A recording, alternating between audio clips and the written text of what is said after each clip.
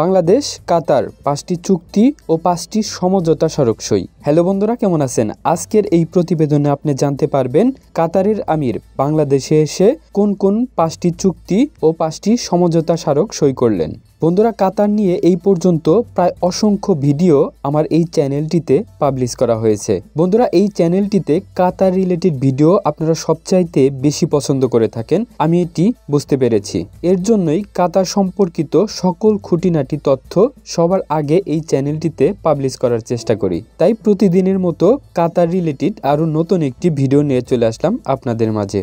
তো বন্ধুরা, মূল ভিডিওটি শুরু করার আগে ছোট্ট একটি রিকোয়েস্ট, এই চ্যানেলে নতুন হয়ে থাকলে please hit the subscribe, press the bell icon. তো বন্ধুরা, বেশি কথা না বাড়িয়ে চলুন শুরু করা যাক।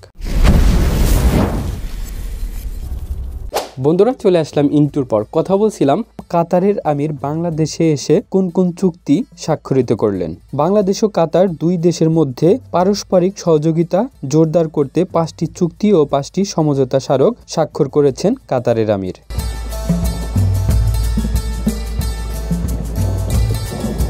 রাজধানীতে প্রধানমন্ত্রীর কার্যালয়ে গত মঙ্গলবার এসব চুক্তি ও সমঝোতা স্মারক স্বাক্ষরিত করা হয়। প্রধানমন্ত্রী শেখ হাসিনা ও কাতারের আমির Sheikh Tamim bin Hamad Al Thani চুক্তি ও সমঝোতা স্মারক অনুষ্ঠান প্রত্যক্ষ করেন।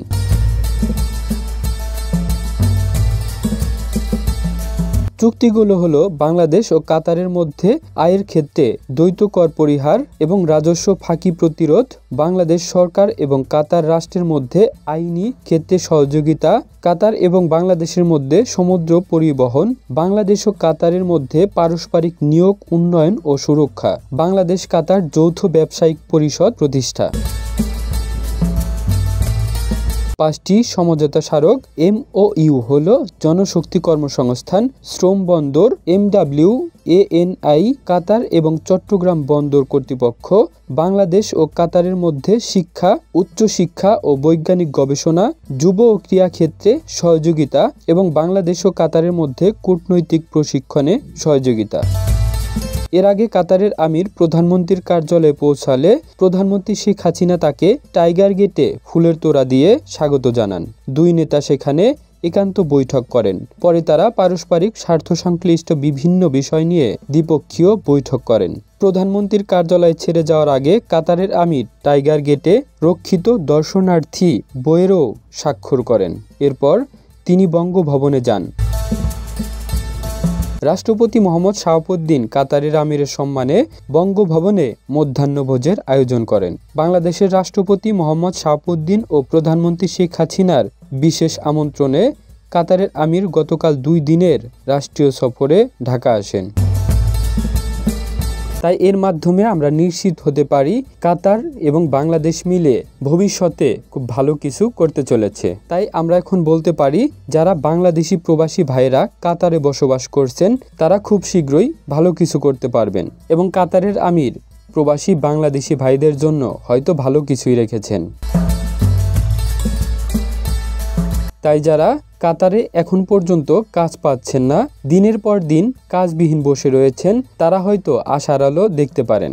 কেননা যেই 5টি চুক্তি স্বাক্ষরিত হয়েছে সেই সকল চুক্তি যদি বাস্তবায়ন হয় তাহলে ভবিষ্যতে হয়তোবা কাতার প্রবাসী ভাইদের জন্য খুবই সুফল নিয়ে আসবে আমি মনে করি। তো বন্ধুরা, এই ছিল আজকের প্রতিবেদন। কাতারের আমির বাংলাদেশে এসে যেই 5টি চুক্তি স্বাক্ষরিত করেন।